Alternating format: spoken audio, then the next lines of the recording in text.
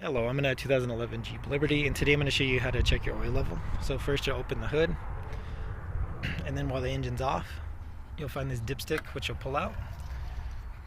Pull it all the way, and then wipe it clean with a rag or paper towel, and then you'll stick it back in all the way while the engine's off. A little tricky to do with one hand, so bear with me. Alright, let's imagine I stuck it all the way in, and then you pull it all the way back out. And at this point then you should be able to see towards the end with the markings, there's kind of like a grid pattern towards the end. You want the oil up towards that. If it's really low on this stick, that you know that it's low and you need to add some more. Alright, I have to try to use two hands with this. This is just a little too long. Alright. So you'll run this all the way back in. So assume it was low.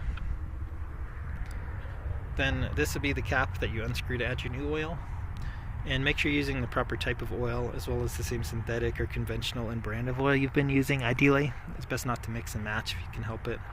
But you'll unscrew that, and then either straight from your jug, your quart jug, or a funnel, you'll just add as needed. Try not to overfill if you can help it. Once you fill that up, tighten this up again. And then I would turn the motor on for like 10-20 seconds to get the new oil to circulate. Turn the motor off, and then repeat that same process again of pulling this dipstick out, wiping it clean, and then sticking it all the way back in and pulling it back out to see where the new oil level is.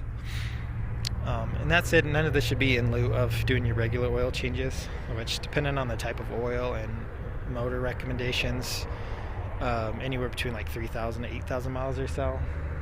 Especially as these get higher mileage, then you might want to do it more often, so closer to the 3,000 to 4,000 mark. But to do that, typically you'd have the vehicle on a slight lift so you can get to the oil pan underneath.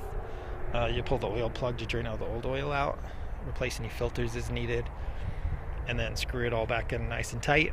And then at that point, from here, you'd add all of the oil recommended for your particular motor. Screw this on nice and tight. And then again, at that point, you should be able to start the vehicle and drive it as normal. But I hope this is helpful. Hope you have a wonderful day.